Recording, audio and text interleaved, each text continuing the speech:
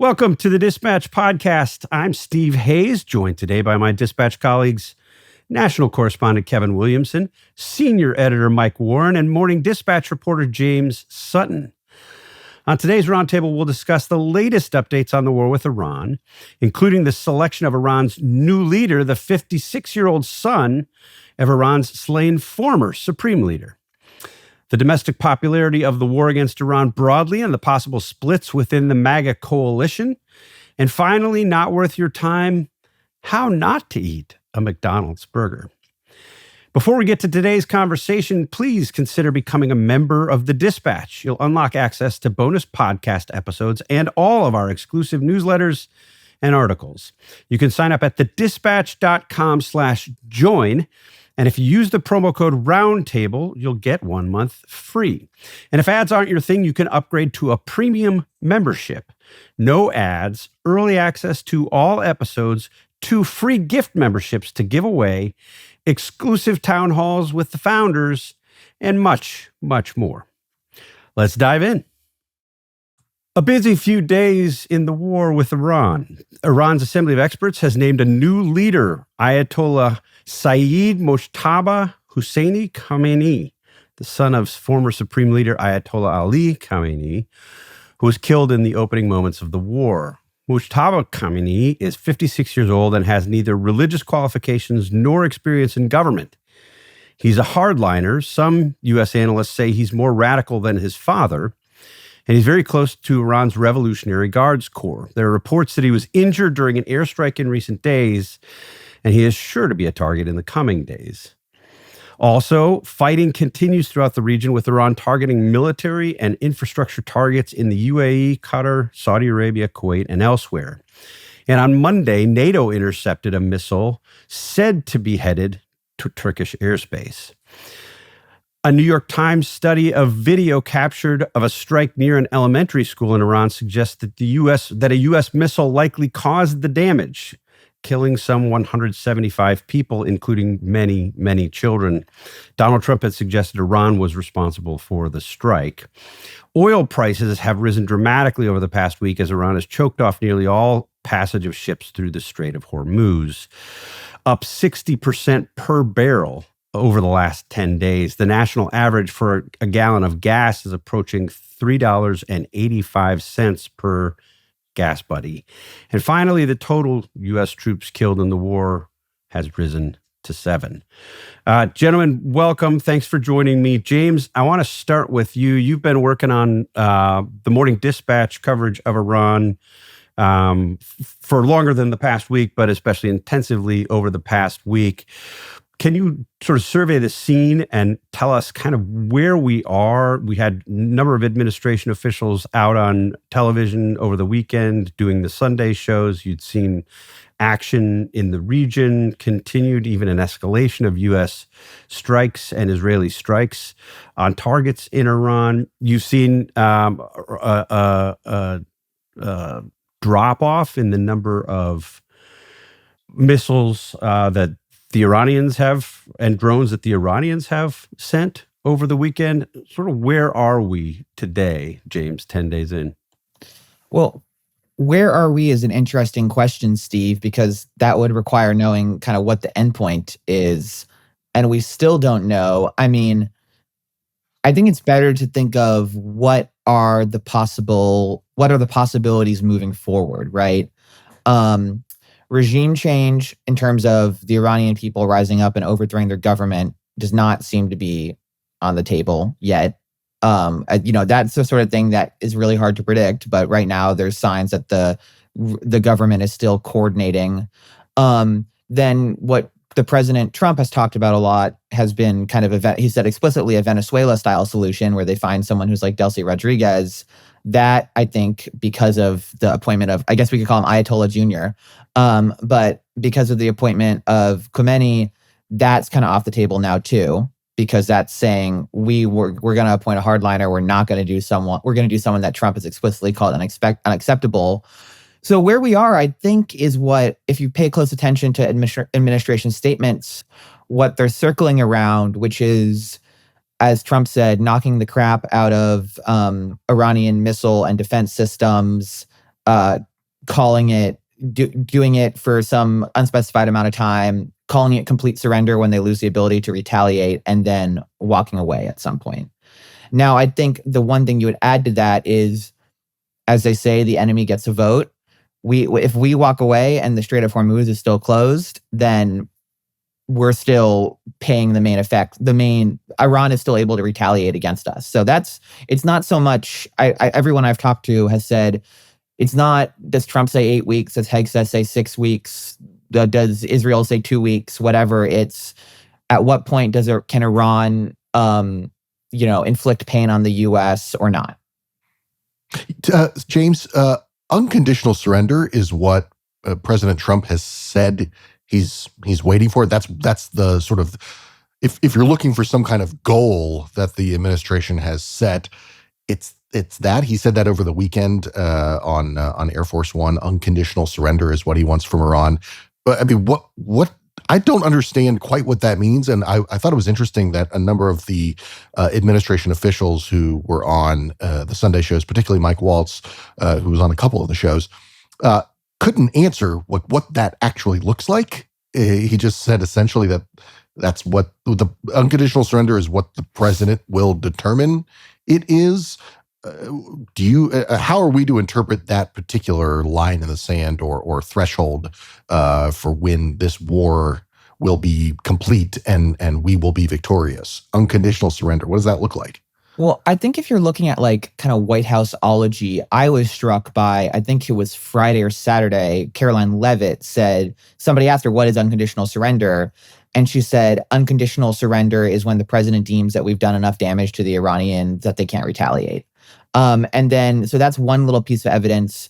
You can also point to when Larijani, the current de facto leader of Iran, apologized to the UAE and other Gulf states for striking targets in their territory, even as they continue to strike targets on their territory.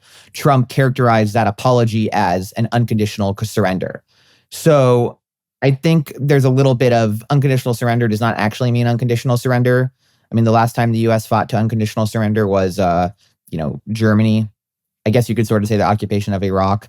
But I guess that phrase, I mean, this gets to an issue with the entire kind of messaging of the war to the American people and to Congress, is that unconditional surrender to a sort of a layman's terms means what? Regime change, right? It means at least that the folks in charge are brought to a certain point where they change not just their retaliation, but something a little more.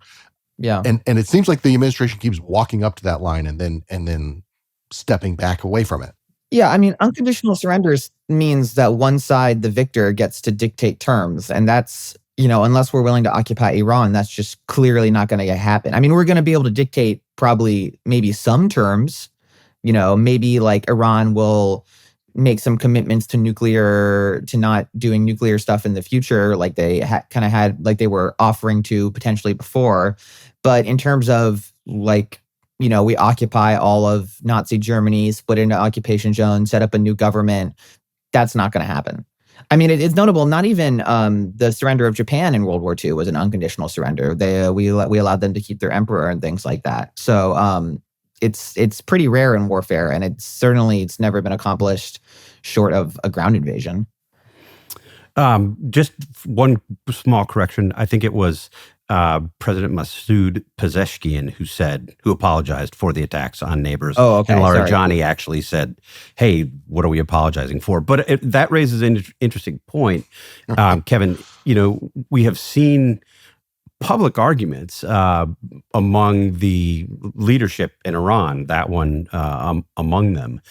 Do you have a sense from just observing what we've seen over the past several days that the regime is any more wobbly than it was before? We have reporting that that the choice of the younger Khamenei is meant to send a message that this is still a hardline regime, that there's no sense that they're giving up any Donald Trump had said in his remarks over the past several days that he wanted to have a hand in choosing the leader. This was seen as sort of a rebuke to that. Is there any sense that if you're looking at the regime, in spite of the killing of the top four or five dozen of the top regime officials, that it's any wobblier today than it was when we started?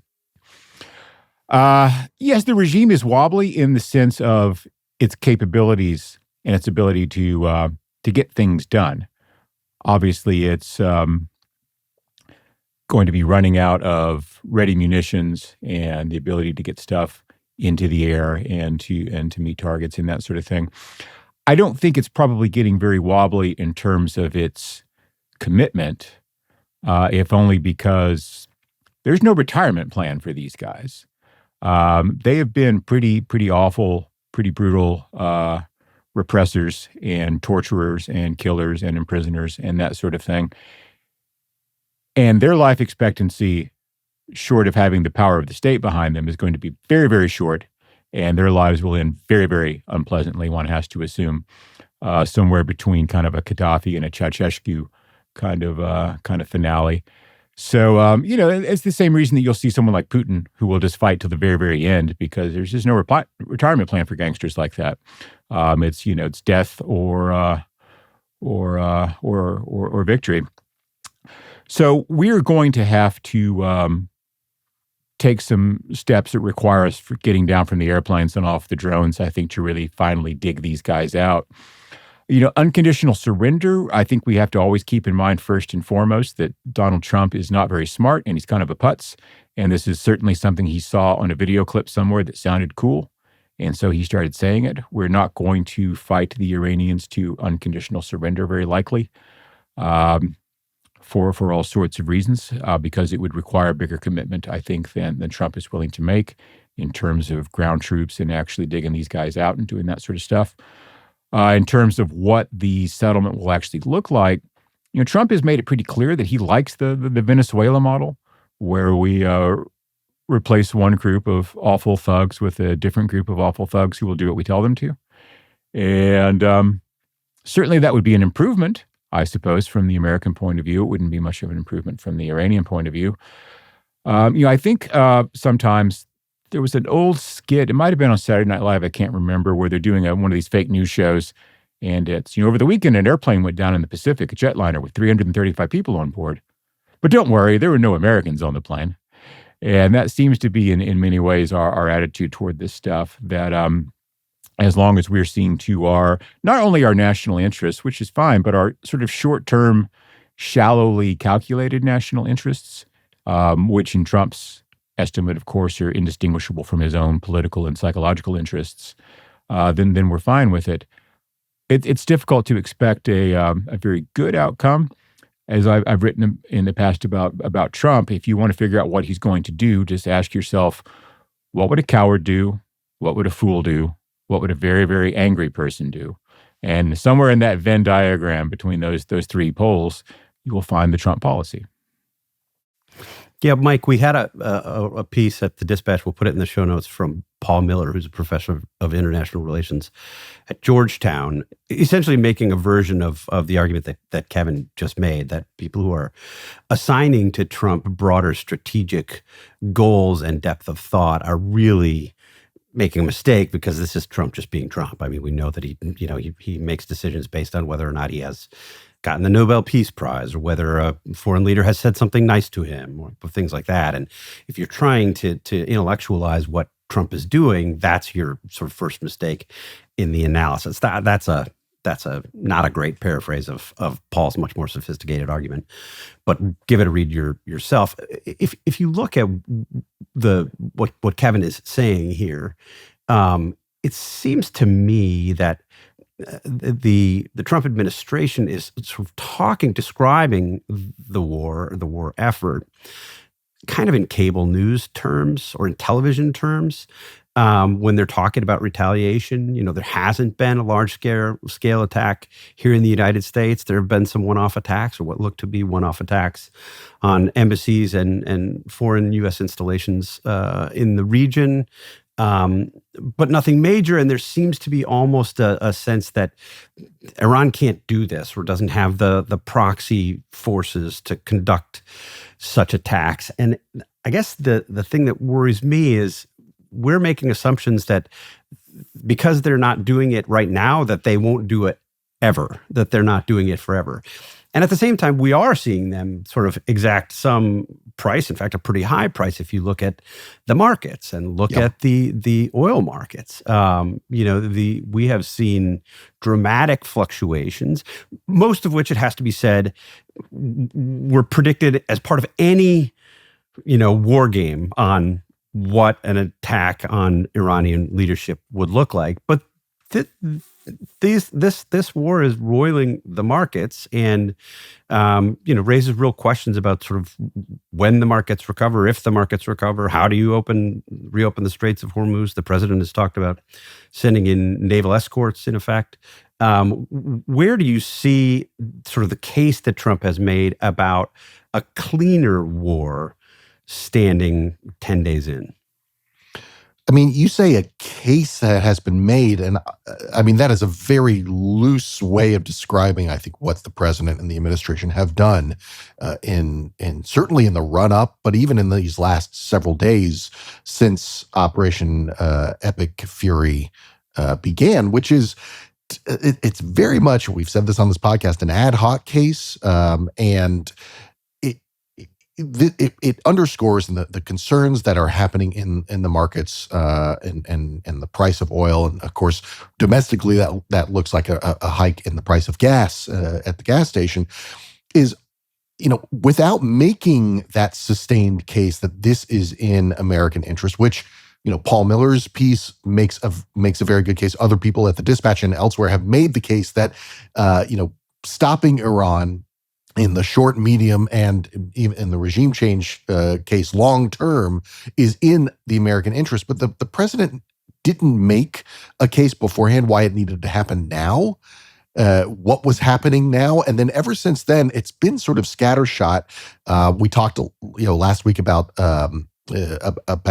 Marco Rubio's comments that sort of got him tripped up about what was happening in terms of the threat to Israel from Iran, and that's why the Americans had to strike, and he got sort of messed up on that. But the problem has been it's been unclear, and you do have to wonder domestically if Americans would be okay with, wouldn't like it necessarily, but would sort of be understanding with some of these disruptions to, say, the oil markets, or certainly the loss. And there's been about seven American service members lost at this point as we record.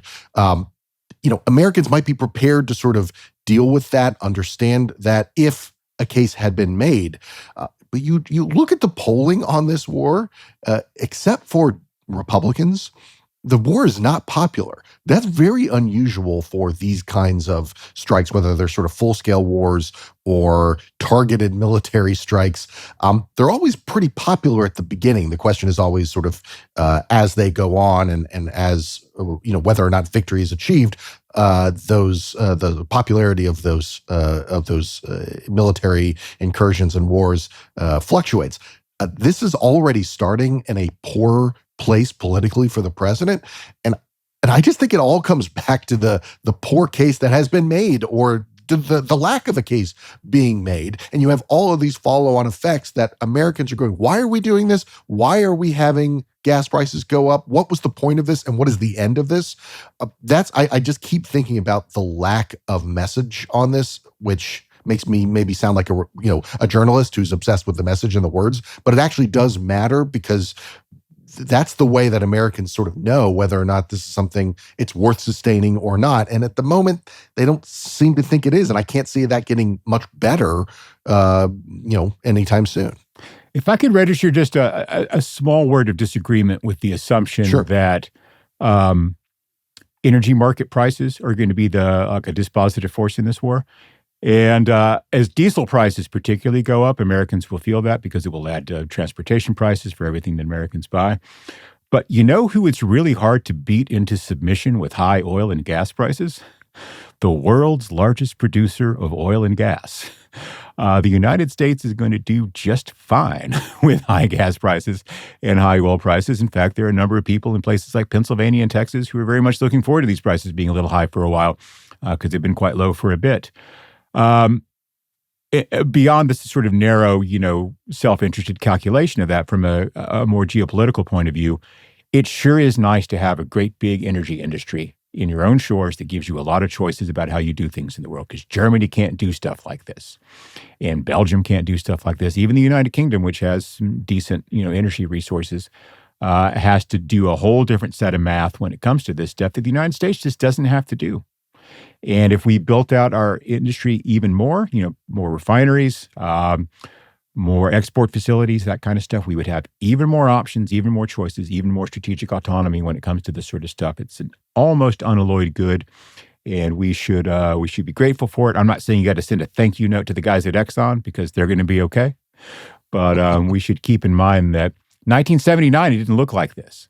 My first political memory is having to wait in line to buy gas with my parents, and license plates with even and odd numbers and that kind of stuff on what day you could buy gasoline.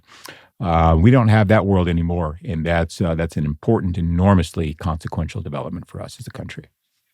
So, Kevin, give us a sense of how long we might expect to see the kinds of shocks that we're seeing, because you have seen a dramatic price in the cost of a barrel of oil. You've seen gas prices go up. And of course, as you know, as somebody who writes as frequently and authoritatively as you do on economics, we're going to see those gas price increases throughout the economy. It's not just when you go and pay at the pump. This is really throughout the economy. Everybody who ships anything is going to pay more for gas. I mean, there are all sorts of reasons. And that's where it's really most consequential. Yeah, and there's little reason to believe that people who adjust their prices upward quickly to respond to this will adjust their prices downward quite as quickly when things become a little easier. So isn't this something that's likely to stick with U.S. consumers for a while and potentially cause additional headaches for Donald Trump? Yeah, not to be my old man shaking fist at sky personality here, but the best time to deal with problems like this is always 10 years ago when the problem got started. So in the same way that it's really important and consequential that we built a domestic energy industry that really makes the best use of the stuff we have, it sure would have been good if we dealt with inflation in a serious way several years ago instead of just letting it drag on and on and on. And now we're going to have some inflation from an already very much inflated baseline. So gasoline prices are going up. They're up about 17%, as I understand it, since the war started. Diesel prices are going up more quickly than gasoline, and diesel is more consequential because that's really the main fuel for transportation. Natural gas prices will matter mainly because they're a big fuel for generating electricity. So that can be felt throughout the marketplace very, very quickly. And there are disruptions in Qatar related to natural gas. Yeah, certainly. And we're not as independent on that stuff as we sometimes think we are, because various reasons having to do with how refineries are optimized, and also just the fact that oil is a global commodity and prices are what they are, irrespective of whether you're buying gas out of West Texas, you're buying it from Venezuela or from the Middle East. So if I were really good at predicting how long these things would stay up, I'd be having this conversation off of my yacht somewhere. I thought you were going to give me, Steve, it's 3 months and 4 days. 3 months, and then and 4 everything's days. Fine. I would be the wealthiest man in the world, and the Dispatch would have. I would be advertising in the Dispatch just to make it more profitable. But that's the real risk of this stuff, of course, is that these things are inherently unpredictable. They're inherently risky. And what you want to have going into any kind of crisis like this is lots of resources and lots of choices. That's why it's important to have the energy industry we do. And that's why it would have been important to fix inflation 5 or 6 years ago instead of waiting till the situation we're in now. And why, not to change the subject, but why it would be very, very useful if we would fix our fiscal problems before there's a real crisis, and try to do it while we've got lots of resources and lots of options and lots of choices to do this kind of stuff. So every time something like this comes up, I just like to point out, what this looks like when you've got lots of choices and lots of ability and time to work stuff out. And then there's a very different scenario where you don't. And, when the Ukraine war started, the Germans saw their heating prices in the winter go up like 300% in 6 weeks because they just didn't have any choice about how to fuel their economy. We don't have that problem when it comes to energy, but we do have problems like that when it comes to other stuff, particularly our national fiscal situation. So solve the problems before they become crises. Kevin, I appreciate your attempt to debt bait me. He knows that anytime he talks about our fiscal situation, I can this just podcast about to go off the rails. take that and run with it. Mike, let me come back to you on this question of sort of the domestic political implications of this related to these increased energy prices potentially.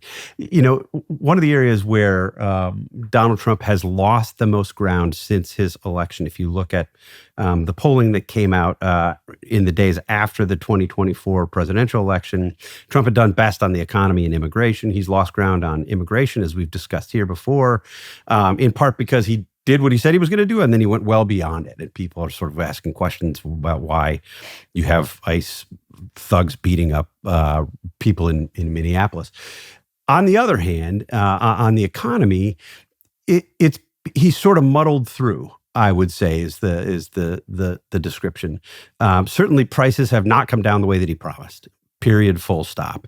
He has not ended inflation as he claimed that he would.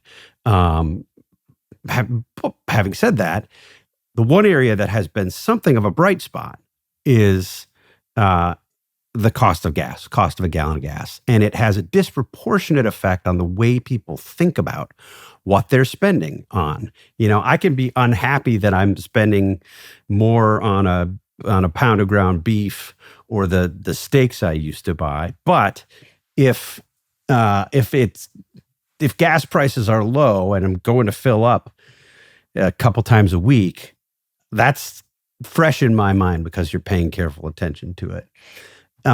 He risks that now if these gas prices stay high, and it really was the one bright spot for a president who's seen slippage in his numbers on managing the economy, which was the other main reason that people elected him. Is this something that makes what looked like a pretty daunting and potentially difficult situation for Republicans going into the 2026 midterms potentially catastrophic? And how much would that matter in an election where there just aren't that many competitive seats? I'm thinking about this a lot. By the way, I have to imagine that every president and probably the leaders of their parties wish they could pass a law to ban the big signs that show the price of gas outside of every gas station, because when they go up, you're right. It has almost a psychological effect on the way people understand how the economy is going, even if prices have been going up elsewhere in their lives. I don't think even this president could get all those signs down in time. I thought about this just this weekend. I thought if the election were in a couple of months instead of being at the end of this year, I do wonder if Democrats wouldn't just win the House, which I think is pretty likely at this point. Things can always change. I would even wonder if they could win the Senate. And that is a hard slog for Democrats. The map is not friendly to Democrats. There's just too many seats that they have to defend.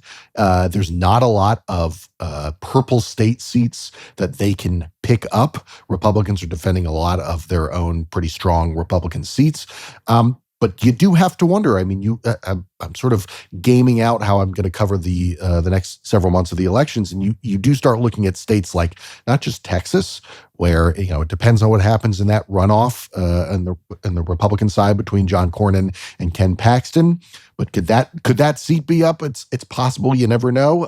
But there are some other kind of surprises. There's some open seats like in Iowa, where Joni Ernst, the Republican, is retiring, and again, it depends on which candidate gets the nomination. But you do have to wonder if a spike in gas prices, and I take Kevin's point on this and sort of our strength as an energy independent nation, but I think the shock of a gas price spike could sort of break the idea that people have, as we were talking, that the economy is we're muddling along here. It could actually sort of have the effect of having those voters who are sort of on the margin, who really just do pay attention to how much things cost and vote accordingly, to say, wait a second, things actually aren't better than they were. They're not much better, or they're getting worse. You add all of the disruptions to the economy that Liberation Day tariffs and all of that.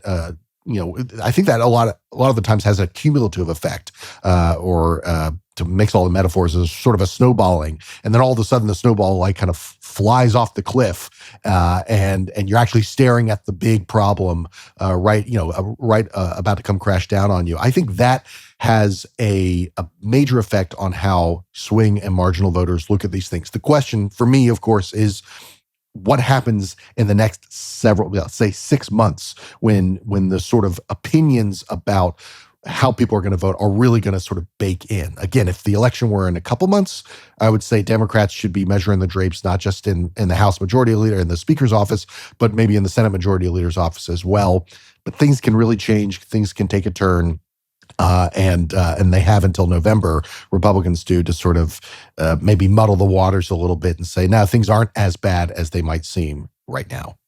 Yeah, James, the question I have for you is if you look historically at the level of support that these kinds of interventions have when they begin, and I'm including what we're seeing in Iran. It is a war, regardless of what the administration says.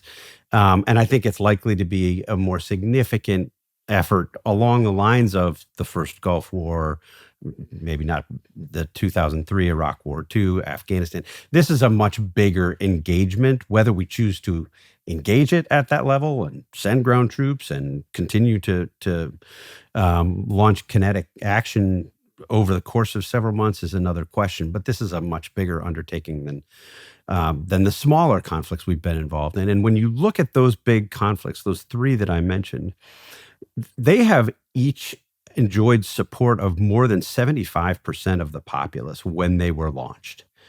This current engagement with Iran is less than 50%. That's a huge deficit for the president to work out from under. Have you detected among Republicans a sense that this is sort of a 5-alarm fire to again follow Mike's lead in mixing metaphors? Do you mean in terms of the upcoming midterms? In terms of the politics of it, in terms of their ability to sustain what they're doing. I mean, I think it's a little still too early to tell. In terms of, there's not evidence yet, and I doubt there will be, because it hasn't happened in any of Trump's years as president, of large numbers of Republican voters breaking with him. I don't see Trump really caring that much about how Republicans do in the midterms. He only cares to the extent that it allows him to implement his agenda or not, but he's not committed to the future of the GOP. He doesn't really care if John Cornyn wins. I mean, he probably does because he endorses Cornyn, but that's not going to be a major check on what Trump does. I think a lot of what we're seeing are Venezuela or, Greenland or Iran. This is a president who's fully in lame duck mode, and that means he feels like he has more freedom of action, at least in foreign affairs. I do think, Mike knows way more about politics than me, but I'm a little more, if you just look at the polling for Democrats in the Senate, which is obviously very early, the prediction market, the Kalshi odds keep creeping up for Democratic House, Democratic Senate. I think that's now the most likely outcome on Kalshi. I think like 45%. Not for nothing, not only oil and gas, but I think like 40% of the components for commercial fertilizer pass through the Gulf as well. In farm states, that's really important, obviously. So, I mean, and Democrats have done a really good job with candidate recruitment overall. I actually think Texas is probably the weakest candidate they've recruited in a possible pickup state, James Tallarico. So I think definitely yes, but I also don't. I think Republicans might be resigned because I don't see what leverage they have to convince Trump to change a massive policy he's embarked on because he's worried about presidential odds in 2028. I mean, I don't think Trump is going to go to the mat or sacrifice things for JD Vance. So, no, I think that's right. Kevin, I want to get to JD Vance, Mike, and your piece from last week in just a moment. But Kevin, yeah, we must. It's true that Donald Trump, he's not a party guy in the way that traditional presidents have been. He doesn't think about the strength of the party going on. He doesn't consider that, I think, as a part of his long-term legacy. But he is responsive to markets. And we saw this. Mike mentioned the quote-unquote Liberation Day tariffs back in April. We saw the markets tumble. We saw the bond markets react badly. And the president changed course, or at least changed. He didn't change course. He's on the same trajectory, but he minimized sort of the over-the-top tariffs that he had announced at the time. He slammed on the brakes a bit. In response to that, slammed on the brakes is good. We've got snowballs going off a cliff. We're slamming on brakes. We're having fire-alarm fires. Yeah. Is it possible, Kevin, that he gets to the point where he looks around and sees his own, his own approval rating was high 30s, diminish even further. The market's reacting badly, and he says, "Man, maybe this wasn't such a great idea." Yeah, I know he doesn't give a damn about Republicans categorically. I do think he's probably counting senators right now because he's going to get impeached again if the Democrats take the House. And while there won't be a sufficiently large, in almost any conceivable, imaginable case, Democratic majority in the Senate to remove him from office, I think that the psychological and political math of a majority of the Senate voting to convict you would be something that he would be maybe attuned to. So yeah, I think that Trump is essentially this very psychologically immature person who needs adulation. And it's hard to get adulation when people are feeling bad about their grocery bills and their financial prospects and things like that. So he doesn't care about criticism per se from any individual, except for maybe a small number of people he has some kind of level of personal respect for. But the notion of the general public giving him the Jimmy Carter treatment, I think must worry him a bit and keep him up at night. And I don't think he wants to end his presidency that he, fought so hard and remarkably to get back into, which will be one of the inexplicable stories that we have to explain in American history 100 years ago, how the hell this happened, only to get back in there and then end in disgrace and rejection and humiliation, which is probably where he's headed and is not smart enough to keep himself out of. Mike, I want to go back to you on this question of Republican support for the president with respect to what he's chosen to do in Iran. You had a piece late last week looking at kind of the MAGA media criticism of the president and withholding of support for this. We also saw polling that suggested that however many Tucker Carlson's and Megyn Kelly's there were who were criticizing the president, they weren't having much of an effect on the Republican electorate. Polling for the president's moves with respect to Iran among Republicans, I think the on the low end I saw 84%, but 90%. I think the NBC poll had 90%. Some of them had higher Republican support for the war in Iran. why is it just that the MAGA influencers and the MAGA mouthpieces are not that influential on the sort of MAGA rank and file? Is it the fundamental hawkishness of Republican voters never really went away? Or is it that MAGA voters will do whatever the hell the president wants them to do? It's all three, Steve. It's all three of those factors.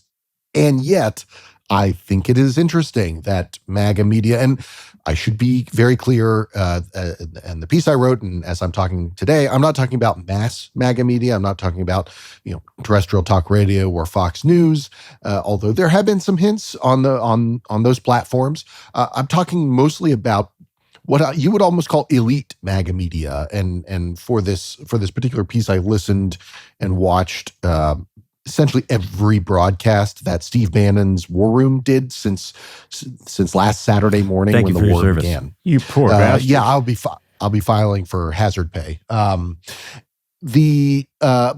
I did pick up something, and I should sort of issue a slight clarification. This part of MAGA media, other parts, maybe Tucker Carlson, have been a little more cavalier about criticizing the president himself for this.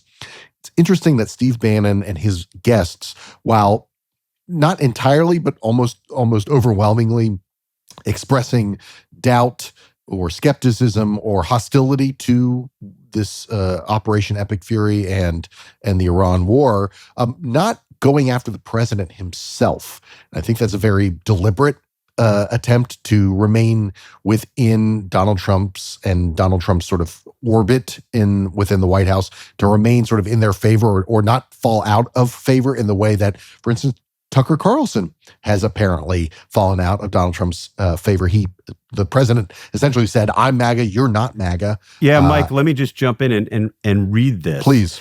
Tucker Carlson called the Iran war absolutely disgusting and evil, and has had numerous podcasts in which he suggests that the United States is doing the bidding of Israel. Tucker, not surprisingly, very focused on Israel, as he often is these days.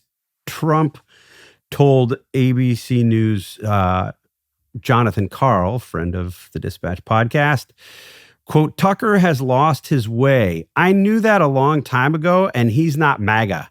MAGA is saving our country. MAGA is making our country great again. MAGA is America first. And Tucker is none of those things. And Tucker is really not smart enough to understand that." Pretty tough. I would like to know, Tucker Carlson. I would like to know when Donald Trump knew that Tucker Carlson wasn't MAGA, that he wasn't smart, because It's a long time ago. It must have been, I don't know, because in July of 2024, Tucker was in those conversations that ended up giving Donald Trump the go-ahead to pick J.D. Vance over Marco Rubio, if you believe the reporting. I think you just answered your own question there, Michael. Well, exactly, right. So look, I think this segment of MAGA media is important to watch, and I will say I can just say the unwillingness for Steve Bannon or his guests to go after Trump in the way that Tucker did, calling this war evil and that sort of thing. I believe it is deliberate, and it is a way to maintain some level of status within that world, because this is a media that maybe a large number of Republican voters aren't watching, but a lot of Republican elites are paying attention to. It's not the only issue on which this segment of MAGA media has broken with Trump. And I bring up the point of vaccines, and the COVID vaccine in particular. Steve Bannon was early on skepticism of the COVID vaccine, even as Donald Trump was out there saying, Operation Warp Speed was my idea. These vaccines that we got out so quickly, it was all because of me. And in fact, you should all go get the COVID vaccine that, your great president got for you. At that same time, Steve Bannon was saying, don't take it. He was having guests on his show talking about all kinds of conspiracy theories about how the vaccine was a problem.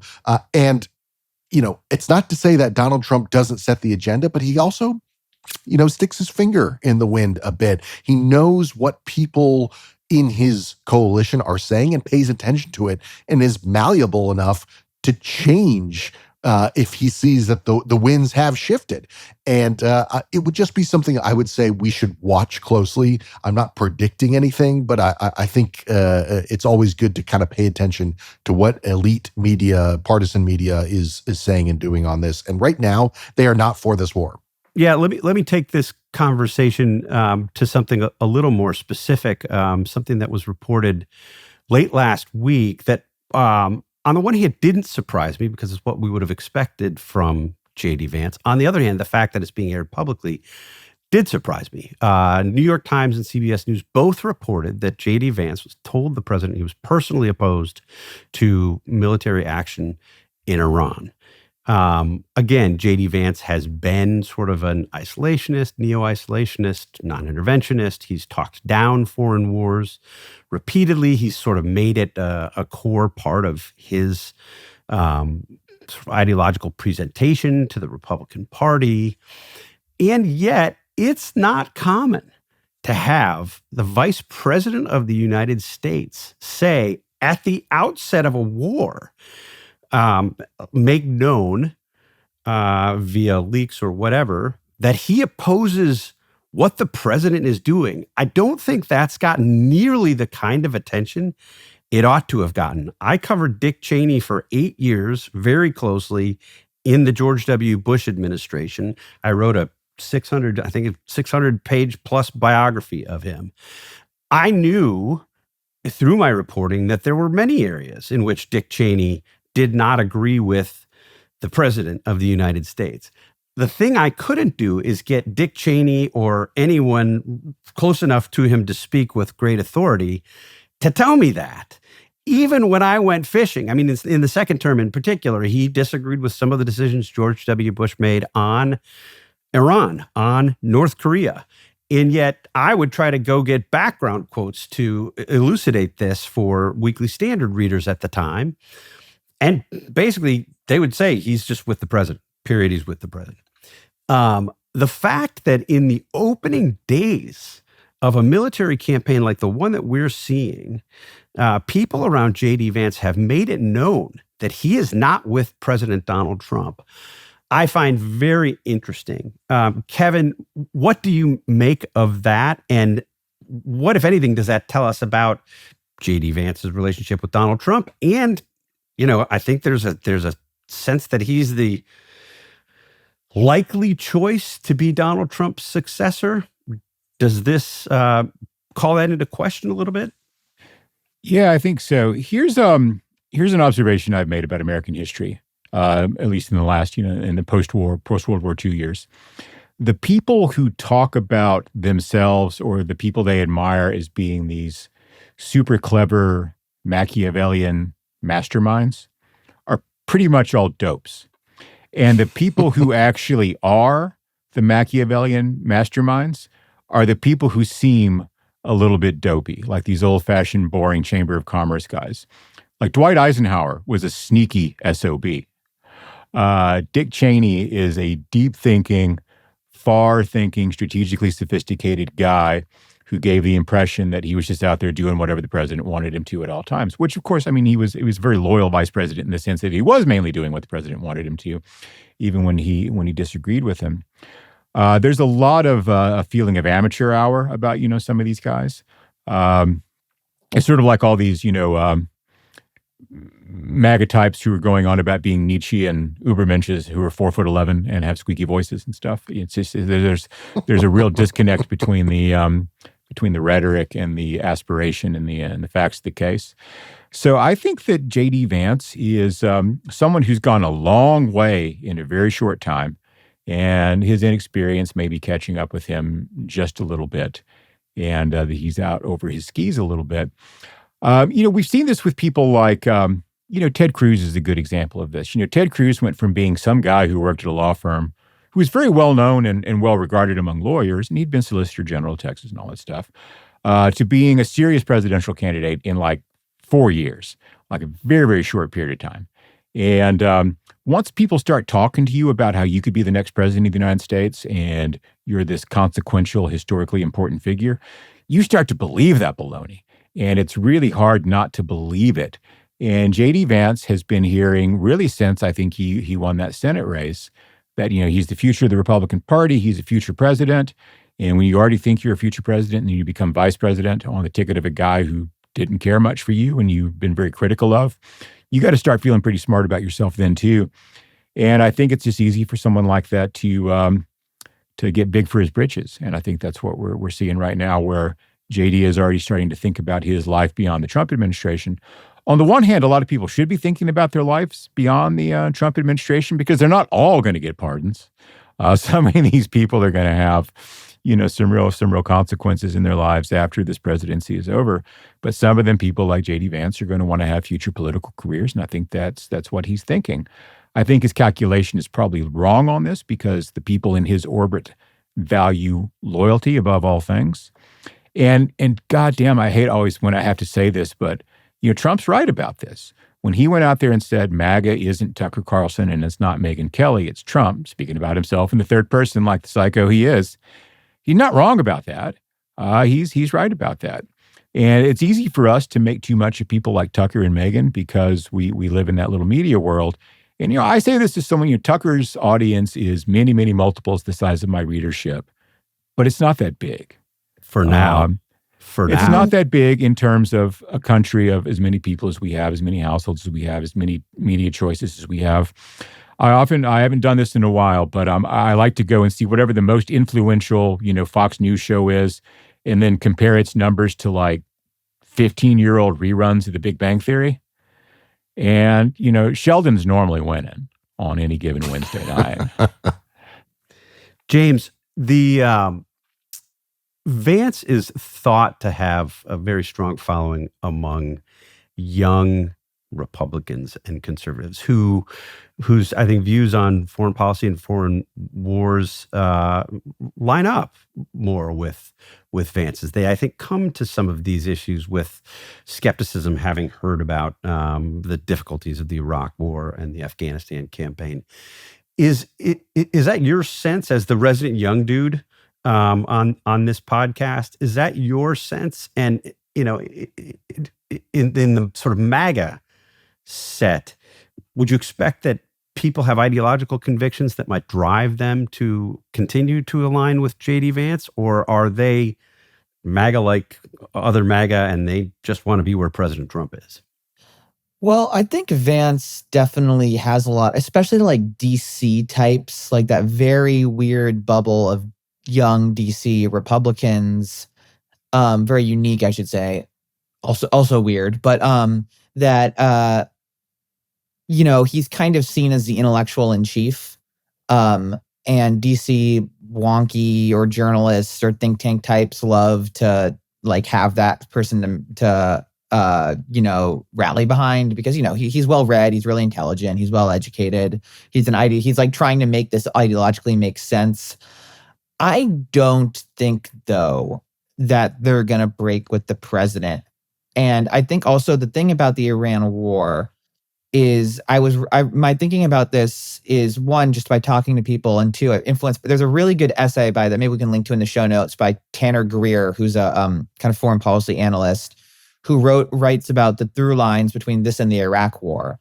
And he says to the extent that this war is, because he was responding to like Pete Hegseth and other people like him, in that kind of younger MAGA Vance set, who say, we're not going to make the same mistakes as the Iraq or Afghanistan war.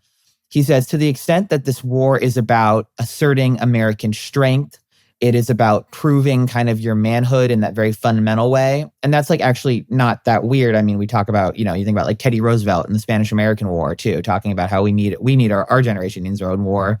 To the extent that the sort of America needs to show people who's boss impulse is still going on. And I think that's a big part of certainly the Hegseth and Trump side of driving this war. Then I think there's definitely that young support for this. A lot of this is about optics and kind of showing, this idea of American renewal and vitality, which is clearly so important to young Republicans. And again, this is very, very, very like kind of gender coded, not to sound like a Bryn Mawr gender studies person, but I think they've been a little bit vindicated over the past couple years in a lot of ways. But that's going on. So I think they will find a way to get behind it on those grounds. We always talk about Bryn Mawr gender studies people. Isn't Bryn Mawr like the worst place to study gender? Yeah. Well, it depends on what gender, I suppose. Yeah. It's a good point. Can I say I do wonder, just in the raw politics of this, the calculation of JD Vance to sort of get out there, Steve, and say through proxies or talking to members of the media that he was against this war from the beginning. I wonder what the calculation with that is. Is it a sense that when this war goes south, or if it goes south for Donald Trump with Republicans, he can get up there on the stage in late 2027, early 2028 and say, I stood by the president, but I knew that this was a bad idea. I mean, you do have to wonder if Donald Trump gives JD the same treatment he's just given Tucker. If that is the case, if he tries to sort of use this, Vance does, as a way to say, I'm more pure MAGA on this because I took a stand behind the scenes and let people know through proxies that I was against it. I have many reservations about the idea of JD Vance as a political juggernaut, and I look at this particular calculation and think, that kind of is confirming my suspicions that he's going to be a strong presidential candidate. Yeah, I mean, there is this sense. I would say that it's even become sort of conventional wisdom in Washington that JD Vance is the heir apparent to Donald Trump, and he will sort of absorb MAGA world. He's the de facto 2028 Republican nominee and can't be stopped. I just don't buy it. I've never bought it. I don't think it's true. I don't think he's good at this. And I think the fact that he seems to be, or people around him seem to be, making this gamble that he can create this independence from Donald Trump, who famously values loyalty above all else, and that this is going to end up well for him, I think is a huge strategic miscalculation by his camp. And I think makes clear that the assumption that JD Vance is sort of on the glide path to owning the Republican Party, a real question. It could turn out to be to look wise in retrospect if this doesn't end well. Yes. But even then, I think Donald Trump is still going to command a sizable chunk of MAGA. And if it almost could be worse for JD Vance just in terms of his relationship with Trump if this doesn't turn out well. And Vance is left in a position where he's telling Donald Trump, in effect, I told you so. Tensions, I think, potentially in that relationship. He's definitely thinking, though, about Kamala Harris saying, I wouldn't have done a damn thing different. I'm paraphrasing slightly, or not a single thing, I forget. And that definitely backfired on her. So the idea of the vice president who can't get any distance from the toxic president is very fresh in everyone's mind, right? I think it is. I agree with you. I think that he probably is thinking of that to some extent. The time to talk about those differences is, 6 weeks before the election after you're the Republican nominee, probably not within days of the launch of the war. Yeah. Well, or, if he's thinking of something really dramatic for the future, it'd be a very high stakes kind of bet. But if he sees himself having the opportunity 6 months from now to publicly break with the president over something where 90% of the public and a big chunk of the Republican primary base is more on his side than the president's side, and the president's looking like an attenuated, increasingly out of it figure. That's a real roll of the dice, but it's not impossible to see JD thinking to himself, well, how do I command the storyline? Because it's now reality television. And that would be one way to do it. That's not crazy. One way to do it. I don't know that it'll work, but it's one way to do it, as you say. We are going to move now to Not Worth Your Time. And we're going to play the audio from a video that we found and has been much discussed in sort of online circles, posted by the CEO of McDonald's, promoting the new burger McDonald's is launching called the Big Arch.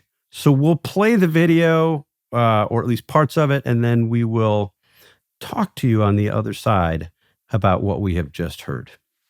Chris K here with, you've heard about it, here it is, the Big Arch. This is something that we have tested already in Portugal, Germany, Canada. I love this product. It is so good. I'm going to do a tasting right now, but I'm going to eat this for my lunch, just so you know. So here we go. First, holy cow. God, that is a big burger. We've got a very unique kind of sesame poppy sort of bun on it. We've got 2 quarter-pound patties, a delicious Big Arch sauce, and of course some lettuce. So, there's so much going on with this. First of all, let's try to get this thing. I don't even know how to attack it. Got so much to it. Oh, there's also some crispy onions on here as well. I see those kind of coming out. All right, the moment of truth. Look at the bite. That is so good. That's a big bite for a big arch. It's distinctively McDonald's. Only McDonald's could do this type of burger, but it also is unlike anything else on our menu. It's a delicious product. You know, you've got sort of the cheeses and the gooiness, but those crispy onions as well gives a nice texture. And of course, we've got the pickles. So I'm going to enjoy the rest of my lunch, but Big Arch, try it when you can get it. So there's a lot to say about that, and I'm going to leave it to you all. I would point out 2 things. He twice noted that he was going to have this for his lunch, which leads me to conclude he's definitely not eating this for his lunch. The lady does protest too much. Yeah, and he twice mentioned the big bite that he had just taken. The people who are watching this podcast on YouTube will have an advantage over those just listening to us. But if you could see the video of the quote unquote big bite that he took, you can't even tell that a bite's been taken. It doesn't look like there was any bite. It looks like, you know, if you have kids who are fussy eaters and you demand that they have a little bite of whatever it is, and they take the tiniest bite, they don't even really take a bite. They just put their lips on it to get the taste and then tell you they don't like it.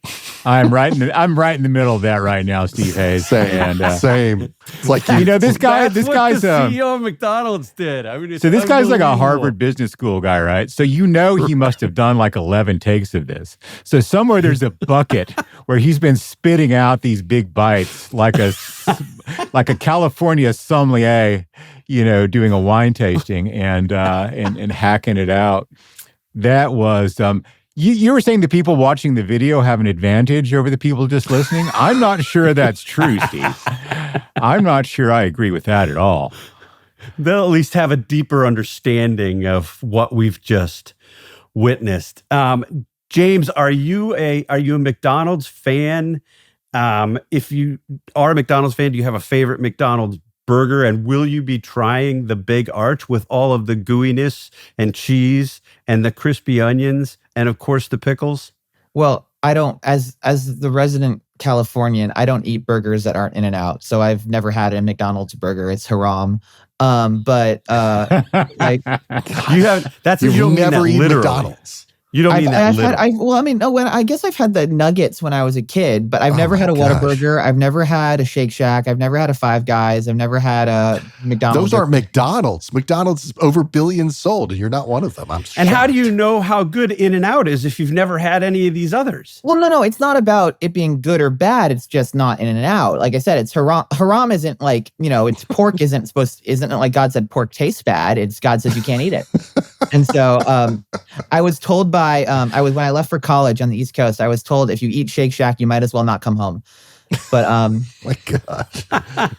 Harsh but fair. Wow. Yeah. That's amazing. So no Burger King either, nothing? I've never had Burger King. I mean, I like the nuggets at McDonald's. I mean, but I really haven't had it since I was like 6. Wow. I was going to go last night for the purposes of research. Sure. Have a Big Arch so that I could talk about it with greater authority than I can. It looks okay to me. I think that seems pretty good. I mean, I don't know how it differs that much from a double quarter pounder with cheese, maybe just the poppy and the sesame. But what did you make of the video? And I'm particularly interested in your insights on the non-bite bite we saw him take. Because it really is not really even a bite. No, it's not. By the way, whenever a new Kevin Williamson column ends up in my inbox, I always say, "I love this product." That's what I think of. this product. And then you read like one sentence. You read like one I sentence. read the first words. I say, I got yeah. enough. But I'm gonna read this for my lunch, just so you know. Yeah. It's like people who describe journalism as content. Exactly. Yeah, I yeah. love this content. Look, I'm going to go anti Chris K on here and say that I think this is kind of brilliant marketing wise. The whole thing is ridiculous, and yet here we are talking about the big arch. This new McDonald's burger, and everybody. I mean, we should talk a little bit about how this. We are certainly not the first to mock and make fun of this, because every single fast food CEO has come out with their own version of this, where they take big manly bites of their burger to show that they actually love their burgers, and I'm sure that they do. And I actually don't necessarily think that Chris K, the CEO of McDonald's, hates McDonald's burgers. I just think he's an odd duck. And, does this achieve the job of one, marketing this burger and making people talk about it and think about going to get one? I certainly had not thought about getting one until I saw this video, and it's apparently got a lot of like onion flavor, and I'm a big onion guy.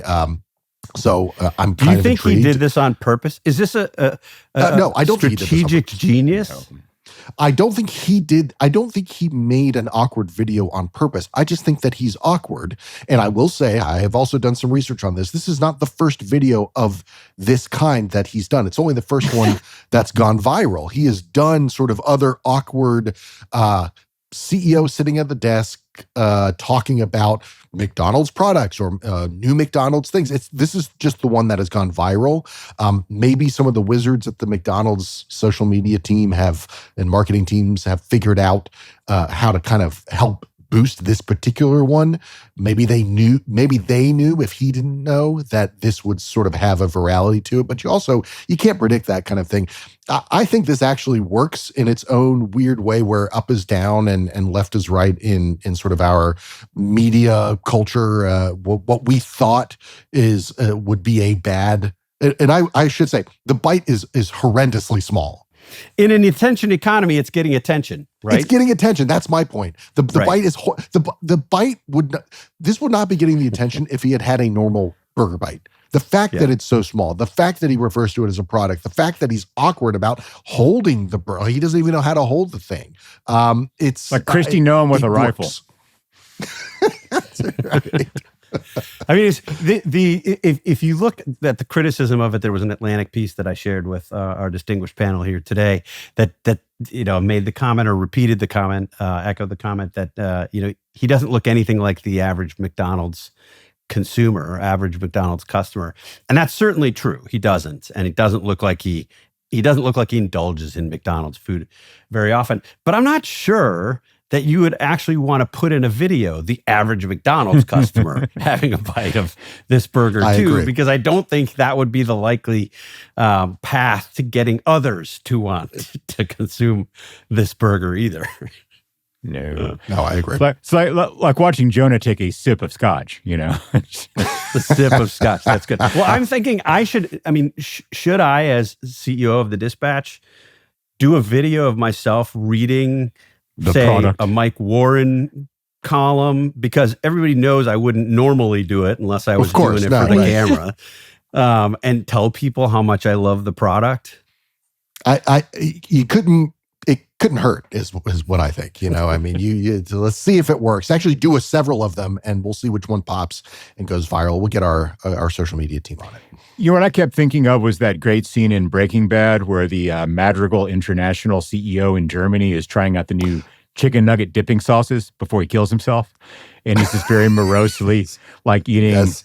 dipping, and then he just eats the nuggets with no sauce, and then he goes in the bathroom and kills himself with a heart defibrillator. Like, I want to see that guy. That went dark really fast. This was supposed to be a fun, light ending to the discussion, Kevin. Jeez. Okay, well, let me bring it back. First of all, I'm a Burger King veteran. I work those so McDonald's can kiss my ass, of course, but I'm Burger King all the way. Although I live in Appalachia, so it's Cookout down here, and Cookout burgers, very good fast food burgers. Good word for Yes. Cookout. Chicken nuggets are the only thing a person over 7-year-old is allowed to eat from McDonald's because everything else is just really truly disgusting to put in your mouth. The chicken McNuggets are pretty good on a road trip. You can get through with that. On a more serious point, McDonald's is really, really good at product development. And the reason for that is because they let markets work. They introduce stuff. If it fails quickly. They take it off. And they know, unlike the geniuses who bring you things like New Coke, that they can't predict this stuff. And so they didn't know Szechuan sauce was going to be enormously popular, that the McRib was going to be a cult item or any of that sort of stuff. So they'll dump this thing if it doesn't work. Probably a poor choice of words. But if it does work, this guy's going to look like a genius. I agree. Well, I'm going to try it. I wouldn't normally try it. I disagree with all of you about McDonald's. There's nothing. Go simple at McDonald's. Just get the double cheeseburger. It's a good burger. Don't do the fancy stuff. Big Mac sauce is nasty. The double cheeseburger, just straight, simple, is good. This one's bigger than I would normally consume. I'm not even sure I'll be able to finish the big arch, but I am going to try it. My wife loves the burgers. I mean, I go with her all the time. I just don't eat them. But, she loves what? My wife loves the McDonald's burgers. I go with her all the time. I just don't eat them when I'm there. But well, we got to fix that, James. Yeah, but all right. Well, thank you for this enlightening and uplifting discussion about this. We'll put the video, for those of you who are listening, we'll put the video in the show notes. For those of you who are watching on YouTube, well, I'm sorry.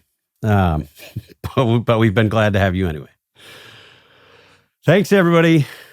If you like what we're doing here, there are a few easy ways to support us. You can rate, review, and subscribe to the show on your podcast player of choice to help new listeners find us. That really works. I would encourage you to pause right now and go subscribe to the show. As always, if you've got questions, comments, concerns, or corrections, you can email us at roundtable@thedispatch.com. We read everything, even the ones from people who take many bites of massive burgers. That's going to do it for today's show. Thanks so much for tuning in. And a big thank you to the folks behind the scenes who made this episode possible, Noah Hickey and Peter Bonaventure. Thanks again for listening. Please join us next time.